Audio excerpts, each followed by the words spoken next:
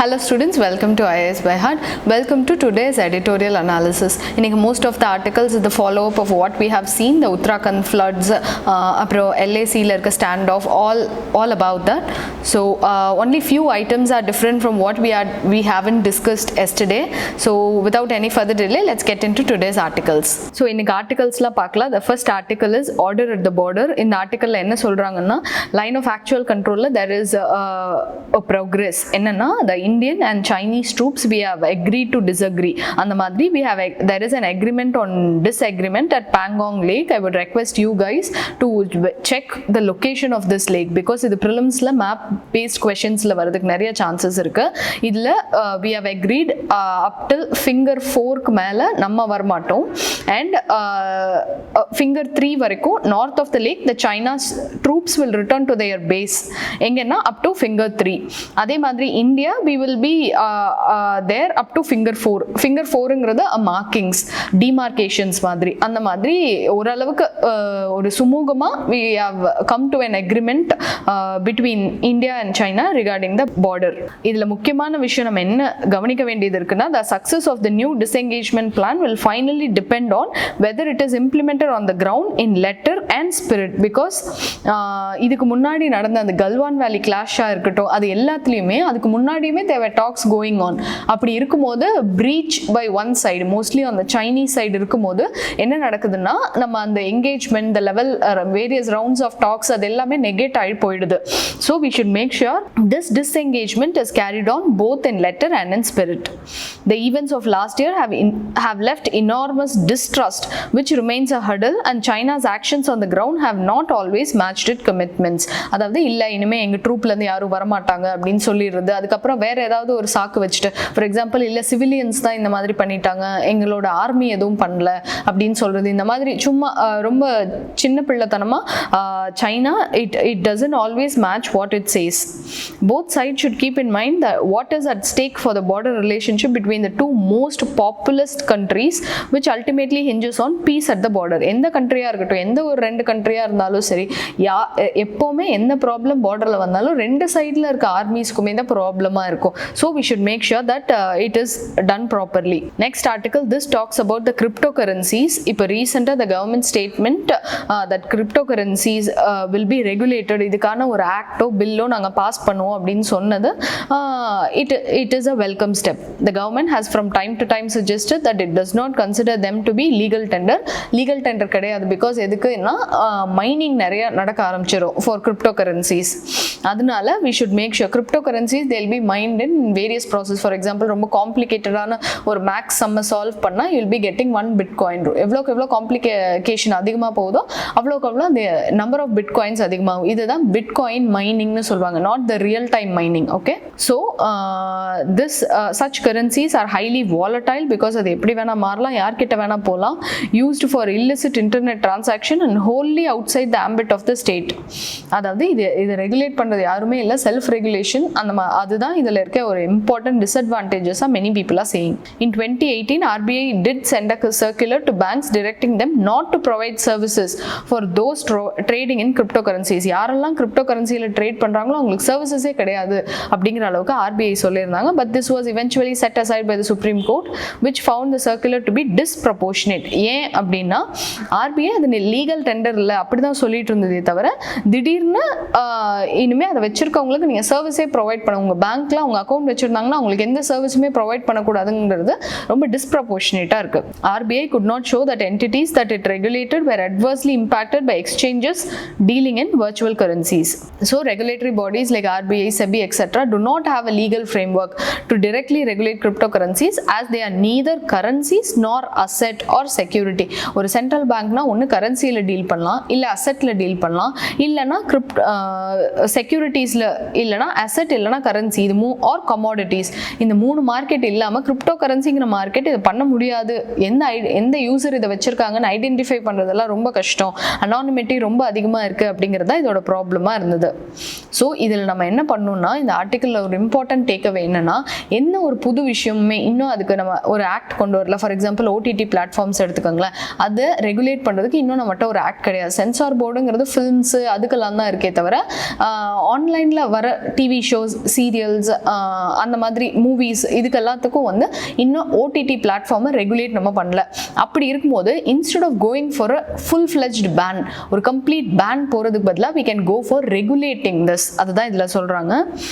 Smart regulation is preferable as a ban on something that is based on technology cannot be implemented for all practical purposes. Because இன்னைக்கு நீங்கள் ஏதாவது ஒரு விஷயத்தை pan பண்ணுறீங்கன்னா டெக்னாலஜியில் வேற ஒரு வெப்சைட்லேருந்து, ஃபார் எக்ஸாம்பிள் நம்மளே எத்தனை தடவை தமிழ் ராக்கர்ஸ் வெப்சைட்டை பேன் பண்ணி கேள்விப்பட்டிருப்போம். Is it totally gone? இப்போ திருட்டு விசிடியே இல்லையா என்ன? அப்படி சொல்லவே முடியாது. Because technologically when you ban something there will be surely some avenues where it can crop up again. Even in China, where cryptocurrencies have been banned and the internet is controlled, trading in cryptocurrencies has been low but non-existent னு சொல்லிடவே முடியாது. எப்போவுமே ஒரு சொசைட்டியாகவே இருக்கட்டும், எந்த ஒரு வருஷம் அசோகா, குப்தா, மௌரியா இவங்க யார்லேயுமே க்ரைமே அந்த சொசைட்டியில் இல்லவே இல்லைன்னு நம்ம சொல்ல முடியாது. It will always be there.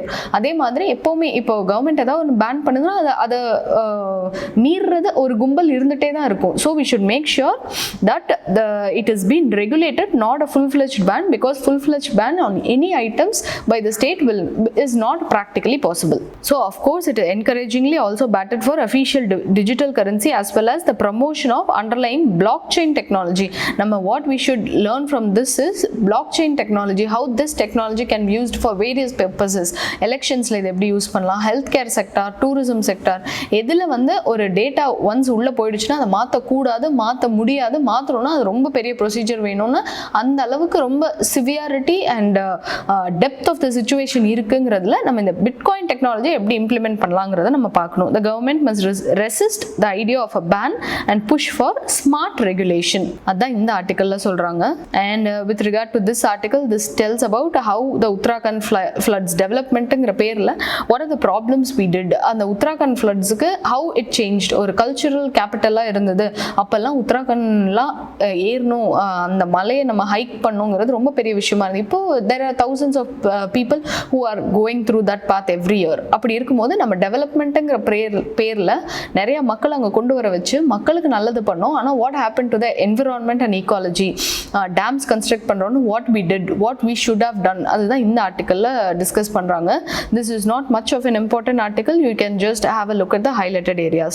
Biden's policy and world order change. இதில் இந்த ஆர்டிக்கலில் என்ன சொல்கிறாங்கன்னா, though Biden has said நிறைய விஷயத்தில் I will revoke the orders given by the preceding president அப்படின்னு சொல்லியிருந்தாலும் one important thing is there will be no dramatic change in the US approach to Iran and the nuclear question, because US is always taking a stand. எங்களுக்கு Iran எங்கேயோ இருக்கு, US எங்கேயோ இருக்கு. அப்படி இருக்கும்போது எங்களுக்கு டைரக்டா இதுல ப்ராப்ளம் இல்லைனாலும் யூஎஸோட ரீஜனல் பவர்ஸ்க்கு Iran is giving some problems, அதுக்காக we have to chip in, we have to come in அப்படின்றத யூஎஸோட ஸ்டாண்டா இருக்கு. So even if Biden has claimed that he will be reversing much of the orders of his predecessor, Iran related much of the change will not be seen. They will be going for more drastic measures towards Iran, because Iran oda oil supply நம்ம வாங்க கூடாது அப்படின்னு ஒரு universal pan போட்டாச்சு. ஈரானோட ஸ்ட்ரென்த்தே ரெண்டு விஷயம், ஒன்று oil, இன்னொன்று missiles and defence equipments. So if you stop one avenue a country cannot function. அதுக்குனால என்ன பண்ண ஆரம்பிச்சிச்சு, it started proliferating weapons, various missiles. இந்த வெப்பன்ஸில் இந்த நியூக்ளியர் வெப்பன்ஸாக இருந்தால் ஹோல் வேர்ல்டுக்குமே ப்ராப்ளம் அப்படிங்கிறது தான் இங்கே இருக்க கன்சர்ன். அப்படி இருக்கும்போது what we should not do, how we should restrict Iran. Oil பேனை எவ்வளோ வேகமாக நம்ம லிஃப்ட் பண்ணலாம், இல்லை எவ்வளோ ஸ்லோவாக ஒரு கிராஜுவேட்டட் ரெஸ்பான்ஸ் இது கொடுத்தா நல்லா இருக்கும், அதெல்லாம் சொல்றது தான் இந்த article. The battle lines thus will remain in place in the region. Israel, Saudi Arabia, UAE will be in fact in face-off with Iran and its allies, Iraq, Syria and Shia militia. Because முக்கியமான problem என்னன்னா, Iran is dominated by Shia Muslims. In a prolonged war of attrition that does not solve any issue but continues to wreak death and destruction. So இதுக்கு நம்ம என்ன பண்ணணும்னா, US being a superpower trying to protect its regional powers, it should make sure that it takes a middle path. ரொம்ப எக்ஸ்ட்ரீமான ஒரு step எடுத்துடக்கூடாது. Mister Biden will thus witness a new world order shaped by coalition of Russia, China and Iran, in which US is no longer the most significant role player. அதாவது இப்போ வந்து வேர்ல்டில் யார் super power அப்படின்னு நம்ம எடுத்துக்கிட்டோம்னா only US அப்படின்னு ரொம்ப போலரைஸ்டாக இருந்த வேர்ல்டு இப்போ மல்டி போலரைஸ்டாக மாறிட்டு இருக்கு. பிகாஸ் இப்போ ஏஷியாவில் யார் அப்படின்னா China and India, they are emerging economies. They have இப்போ Chinaவோட Belt and Road Initiative, it covers various other countries. அதே மாதிரி India has power in its own avenues. Russia has its power in own avenues. அந்த மாதிரி the world is moving from என்ன சொல்றது singularly polarized to multipolarized. That's all about this article. So the important article I wanted to discuss today is about this Uttarakhand flood. Since it has been in news for a very long time, we should make I thought that we should make sure that we know what are the causes. Mainsல ஒரு question கேக்குறாங்க, causes என்ன, இதுக்கு என்னென்ன solutions கொடுக்கலாம் அப்படிலாம் கேட்டா you should have some ready made points. அது இல்லாம நமக்கு examination hallல நிறைய points தோணும் on the spot. அது இல்லாம you should have some ready made points. For years together, first of all, Uttarakhand is located in the midst of young and unstable mountains, and it is subject to intense rainfall. We know it is in that kind of geographic zone, but these natural characteristics can't be solely responsible for devastations the state has witnessed in the past decade. Last 10 years, for example 2013 la ஆரம்பிச்சு last ஒரு decade away, in the 10 years away, it has been consistently being preyed to natural disasters. Geologists, glaciologists, climate experts have voiced their fears about impending disaster due to climate change, discriminate construction, அப்புறம் ecological destruction. இதெல்லாம் தான் முக்கியமான ரீசன்ஸ்னு சொல்கிறாங்க. First one climate change, இன்னொன்று rampant construction, டேம்ஸாக இருக்கட்டும், இல்லை அது அந்த மாதிரி ஒரு ஃப்ரெஜைல் எக்கோசிஸ்டம்னு கூட பார்க்காம earthquake ரெசிஸ்டண்ட்டாக அந்த சீஸ்மிக்கலி ஆக்டிவ் ஜோனாக இருந்தாலும் earthquake ரெசிஸ்டண்ட்டாக இருக்கா இல்லையான்னு கூட நம்ம பார்க்காம அந்த மாதிரி rampant construction பண்ணுறது. இன்னொன்று ecological destruction. Since it is dominated mostly by forest development, ஒன்று நடந்தால் கண்டிப்பாக deforestation நடந்து தான் நடக்கணும். ஸோ இது எல்லாம் தான் முக்கியமான காசஸ்ன்னு சொல்கிறாங்க. ஸோ அது இல்லாமல் what are the immediate steps that can be done? We need to invest in long-term crisis response mechanism and resilient solutions. இதை வந்து நீங்கள் டிசாஸ்டர் மேனேஜ்மெண்ட் பேப்பரில் இப்போ நம்ம பார்க்க போகிறது எல்லாத்துக்குமே நீங்கள் எழுதலாம். சுனாமி, அவலான்ஷி, இந்த மாதிரி ஃப்ளட்ஸு, வேறு earthquake, இந்த மாதிரி எல்லா டிசாஸ்டர் மேனேஜ்மெண்ட்டுக்கு நம்ம என்ன பண்ணணும், லாங் டேர்மாக crisis response management. For example இப்போ ஜப்பான்லாம் as I told you before, அது அடிக்கடி ப்ரோன் டு earthquake. அப்படி இருக்கும்போது ஸ்கூல்ல இருந்து திடீர்னு earthquake வந்ததுன்னா how you should react, where you should hide, எங்கே நம்ம ஹைட் பண்ணக்கூடாது. ஒரு பில்டிங்கில் இருக்கோம்னா பீம்ஸ் போயிட்டு இருக்குன்னா பீமுக்கு அடியிலேயே போய் நம்ம ஹைட் பண்ணக்கூடாது, ஒரு டேபிள் ஒரு சேர் கீழே போகணும். இதெல்லாம் ஸ்கூல்லேயே கற்றுக் கொடுத்துருவாங்க. அந்த மாதிரி we should make sure நம்ம இப்போ ஏதாவது ஒரு ஏரியா ரொம்ப ப்ரோன் டு நேச்சுரல் டிசாஸ்டர்னா டக்குன்னு ஒரு டிசாஸ்டர் வந்து how fast we ஒரு ஜீரோ ரெஸ்பான்ஸ் டைம் அப்படின்றது மக்களுக்கெல்லாம் ரொம்ப கம்மியாக இருக்கணும் அப்படிங்கிறத ஃபர்ஸ்ட் ஆஃப் ஆல் நம்ம அவங்களுக்கு கற்றுக் கொடுக்கணும். First one, investing in resilience planning, especially in flood prevention, rapid response. First of all, நம்மளோட எய்ம் என்னவா இருக்குன்னா ஒரு டிசாஸ்டர் ப்ரிவென்ட் பண்ணுறதா இருக்கணும். ஃப்ளட் ப்ரிவென்ஷன், இப்போ ஃப்ளட்டுன்னு ஒரு டிசாஸ்டர் ஒரு ஏரியாவில் அடிக்கடி வருது அப்படின்னு நம்ம தெரிஞ்சுக்கிட்டோம் அப்படின்னா அந்த ஃப்ளட்டை ப்ரிவென்ட் பண்ணுறதுக்கு என்ன பண்ணணும், proper drainage system, run of அதிகமாக போகுதுன்னா அதை சேனலைஸ் பண்ணுறது, ரெயின் வாட்டர் ஹார்வெஸ்டிங், அது மாதிரி ஃபஸ்ட்டு ப்ரிவென்ஷன் நம்ம பார்க்கணும். செகண்ட் ஒன், நடந்துருச்சு நம்மளையும் மீறி நடந்துருச்சுன்னா அதுக்கு எவ்வளோ வேகமாக நம்ம ரெஸ்பாண்ட் பண்ணுறோம், எப்படி மக்கள் எவ்வளோ லைஃப்ஸ் அஃபெக்டட் அதை குறைக்கிறோம், அதெல்லாம் நம்ம பார்க்கணும். அதுதான் first step. Second one, climate proofing the infrastructure. Climate ப்ரூஃபிங்னா இப்போ கிளைமேட் சேஞ்ச் எப்படி மாறிட்டே இருக்கு, கிளைமேட் சேஞ்சும் நம்ம சொல்லலாம், கிளைமேட் ப்ரூஃபிங்கும் சொல்லலாம். இப்போ இஃப் இட் இஸ் என்ன சொல்றது மோர் ரெயின்ஃபால் வர ரீஜியனில் இருக்குன்னா அதுக்கேற்ற அளவுக்கு நம்ம எப்படி பண்ணலாம், எப்படி கிரவுண்ட் வாட்டர் சீப்பேஜ் எப்படி அதிகம் பண்ணலாம், அந்த மாதிரி கிளைமேட் ப்ரூஃப் பண்ணலாம். ஃபார் எக்ஸாம்பிள் ரோடோட ஸ்டெபிலிட்டி இன்க்ரீஸ் பண்ணுற மாதிரி பார்க்கணும். பிகாஸ் இப்போ earthquake ரொம்ப ப்ரோனாக இருந்தால் ஃபர்ஸ்ட் என்ன நடக்கும், நம்ம அங்கே மாட்டிட்டு இருக்க மக்களை கூட காப்பாற்ற முடியாது. எப்போ அப்படின்னா அந்த ஊருக்கு போகிற ரோடே அஃபெக்ட் ஆயிருக்குன்னா நம்ம ஒரு NDRF டீமோ யாராலையுமே அவங்கள போய் ரீச்சே பண்ண முடியாது. பிகாஸ் ரோட்ஸ் தான் ஃபர்ஸ்ட் எஃபெக்ட் ஆகும். அப்படி இருக்கும்போது we should make sure that the road stability is not compromised and strengthening existing structures like bridges, culverts, tunnels. இப்போ most of the people they got stuck in the tunnels. அப்படி இருக்கும்போது இதெல்லாம் நம்ம எப்படி strengthen பண்ணணும்னு பார்க்கணும். Second one, strengthening embankments with adequate scientific knowledge. எம்பாங்க்மெண்ட்னா இப்போ flood வருது அப்படின்னா அந்த ஃப்ளட்டை தடுக்கிற ஸ்ட்ரக்சர்ஸ் பேர் தான் எம்பாங்க்மெண்ட்ஸ். அதெல்லாம் ஸ்ட்ரென்தன் பண்ணுறது. Reassessing development of hydro power and other public infrastructure. Because இதெல்லாம் கொலாப்ஸ் ஆகுது. ஃபார் எக்ஸாம்பிள் இப்போ ஒரு இடத்துல நியூக்ளியர் பிளான்ட் வருதுன்னா ஒருவேளை அது வந்து நாளைக்கு ஒரு ப்ராப்ளம் வந்து லீக்கேஜ் நடந்தால் கூட how much people will be affected, how to minimise damage, இது எல்லாமே நம்ம ஃபர்ஸ்டே பண்ணிடணும். Investing in robust monitoring and early warning system. First prevent பண்ண ட்ரை பண்ணோம், அதுக்கப்புறம் மக்களுக்கு வார்ன் பண்ணி if there are any deaths or if there is any problem உடனே நம்ம என்ன பண்ணணும்னா we should make sure that there is immediate response. establishing implementable policies and regulatory guidelines to restrict detrimental human activities, including responsible eco and religious tourism policies, etc. The last point, investing in training and capacity building to educate and empower local communities to prevent and manage risks effectively. First of all, அங்க லோக்கல்ல மக்களுக்கு முதல்ல knowledge இருக்கணும். நீங்க இருக்க இடம் ரொம்ப இந்த மாதிரி earthquake-ஓ volcano-வோ ஏதோ ஒன்று ரொம்ப it is very prone. அதுக்கு நீங்க என்ன பண்ணணும், இப்போ இந்த this time of the year இது நடக்கும்னு anticipate பண்ணிட்டீங்கன்னா what you should do, move. இப்போ வந்து for example nomadic people இருக்காங்க அப்படின்னா they should move to higher places in the mountain. flood வரப்போகுது அப்ப to minimize the loss of life. அந்த மாதிரி we should educate them, make them aware. India needs urgently to rise up to the challenge by applying innovative and inclusive solutions that support nature and marginalized communities to restore and rebuild resilient future of Uttarakhand. இது வந்து நமக்கு ஒரு sample தான் இந்த Uttarakhand floods. இது நம்ம ஒரு பேஸாக வச்சுக்கிட்டு we should make sure that we improve the disaster management skill for the country as a whole. Next one, India's digital services tax is discriminatory. இது எதுக்கு இதை சொல்கிறாங்க அப்படின்னா India's digital services tax DST-யை இப்போ ரீசெண்டாக United States Trade Representative investigation report, it found that இந்தியாவோட digital services tax was discriminatory. The tax is inconsistent with prevailing principles of international taxation அப்படின்னு சொல்லியிருக்காங்க. அதை பற்றி தான் நம்ம இதை பார்க்க போகிறோம். இப்போ இதில் of contention enna 2% tax that India has charged since April 2020 on revenues from digital services applicable only to non-resident companies. For example, ipo Google na India la illa and company engeyo irukku, Facebook India la illa engeyo irukku, and Amazon idu ellame non-resident companies. இந்த non-resident companies service sector la இருக்கும்போது அவங்களுக்கு அதாவது Indian resident கம்பெனிஸ்க்கு தான் நம்ம first preference தரணும். அப்படி தரணுங்கிறதுக்காக இவங்களுக்கு எக்ஸ்ட்ராவாக நம்ம டேக்ஸ் போடுறோம், ஒரு 2% டேக்ஸ். அதுதான் இந்த ஆர்டிக்கல்ல சொல்லியிருக்காங்க. India introduced a 6% equalisation levy. ஈக்குவலைசேஷனா to make the field level பிளேயிங்காக மாற்றணுங்கிறதுக்காக. இது எப்போ நம்ம கொண்டு வந்தோம்னா 2013 OECD countries base erosion and profit shifting.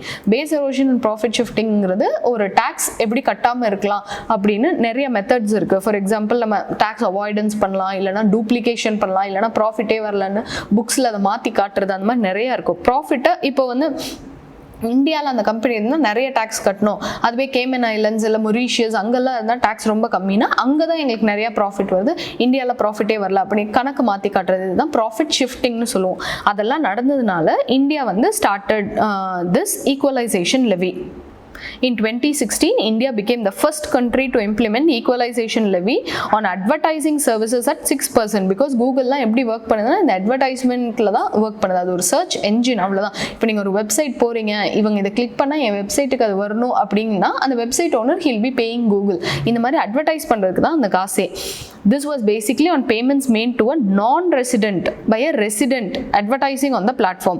அதாவது அந்த கம்பெனி நான்-ரெசிடெண்ட்டாக இருக்கும். ஃபார் எக்ஸாம்பிள் இப்போ கூகுள், ஃபேஸ்புக்னா ஃபேஸ்புக் நான்-ரெசிடெண்ட் எங்கேயோ இருக்குது, யூஎஸில் இருக்குது. ஒரு ரெசிடென்ட், இப்போ நான் ஒரு கடை வச்சுருக்கேன், என் கடையோட அட்வர்டைஸ்மெண்ட் FBயில் வரணும்னா ஒரு ரெசிடென்ட் வில் பே அ நான்-ரெசிடென்ட். அப்படி இருக்கும்போது equalisation levy will be applicable.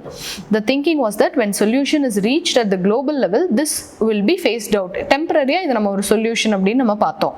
The new equalization levy which expands the scope significantly, especially to e-commerce also. E-commerce-லயும் எந்த countries-ல எந்த companies-ல இந்தியால இல்லையோ அவங்களுக்கு there is an equalization levy. And US has taken a stance that it would interrogate such measures as a hindrance to commerce and trade because நீங்க உங்க கண்ட்ரியில் இருக்கவங்கள வளர்க்காம உங்க கண்ட்ரிக்கு வரோன்னு சொல்ற எங்களை நீங்க டிஸ்கரேஜ் பண்றீங்க, this is a discriminatory practice அப்படிங்கிறதா அவங்களோட claim. One of the primary criticism against India's equalization levy is that the tax on revenue as opposed to being the tax on profits. For example, இப்போ உங்களுக்கு ஒரு சாம்பிளுக்கு சொல்கிறேன், ஒரு 100 rupees உங்களுக்கு revenue வருது, ஆனால் நீங்கள் போட்ட முதலீடே 90 rupees. ஸோ உங்கள் ப்ராஃபிட் 10 ரூபா தான். 100 rupeesக்கு அவன் டேக்ஸ் போடுறான் அப்படின்னா அது ஜாஸ்தியாக வரும். ஃபார் எக்ஸாம்பிள் இப்போ 100 rupeesக்கு 10% டேக்ஸ் அப்படின்னு பார்த்தீங்கன்னா நீங்கள் 10 ரூபா கட்டணும், ஆனால் உங்களுக்கு வந்து ப்ராஃபிட்டே 10 ரூபா தான். ஸோ அதனால எப்போவுமே டேக்ஸை ரெவென்யூ அதாவது வருவாயில் போட மாட்டாங்க, ப்ராஃபிட்டில் தான் போடுவாங்க. இப்போ நீங்கள் 90 rupees செலவு பண்ணியிருக்கீங்க, 100 rupees உங்களுக்கு கிடச்சிருக்குன்னா உங்களுக்கு ப்ராஃபிட் எவ்வளோ 10 rupees. 10 rupeesக்கு 10% டேக்ஸ் போட்டால் 1 rupee தான் வருது. ஸோ ப்ராஃபிட்டில் தான் டேக்ஸ் போடணுமே தவிர ரெவென்யூவில் டேக்ஸ் போடக்கூடாது. ஆனால் நம்ம அப்படி தான் போடுறோம். That is one of the major criticism of India's equalisation levy. So the digital services tax, a company's revenue rather than its income. It is inconsistent with international tax practices that income not revenue is the appropriate basis of corporate taxation. Because அவனுக்கு போன வருஷத்தை விட இந்த வருஷம் ஆக்சுவலாக income குறைஞ்சிருக்கும். அதனால நம்ம income வச்சு போடக்கூடாது, ப்ராஃபிட் வச்சு போடும்போது போன வருஷத்துக்கும் இந்த வருஷத்துக்கும் there will be a difference. The position that India has taken is remain to committed to the OECD process to influence it and to say that there are ways to tweak this design because it will be put out in June 2021. நம்ம அதுக்கான framework பண்ணிட்டு இருக்கோம். The design could be worked out better to take into consideration the interest of the developing countries. இதெல்லாம் தான் நம்ம பண்ணோம் because developed countries they will have more number of people. For example, இப்போ சைனால அலிபாபான்னு ரொம்ப குளோபல் லெவலில் பண்ணுற மாதிரி ஒரு இ-காமர்ஸ் பிளாட்ஃபார்ம் இருக்குது. யூஎஸ்க்கு அமேசான் இருக்குது, அந்த மாதிரி இருக்கு. இந்தியாவுக்கு we have only Flipkart. இப்போ நம்ம நிறைய அந்த மாதிரி நிறைய பிளேயர்ஸை ஊக்குவிச்சாதான் இ-காமர்ஸ் பிளாட்ஃபார்மில் it will be dominated by Indian products. So that is what we have to do. So other than this, I have highlighted all the important parts in other articles also. Kindly have a look at it. You can get this highlighted newspaper with all the pages from checking the link in the description box below. So that's all for today's news item. Thank you.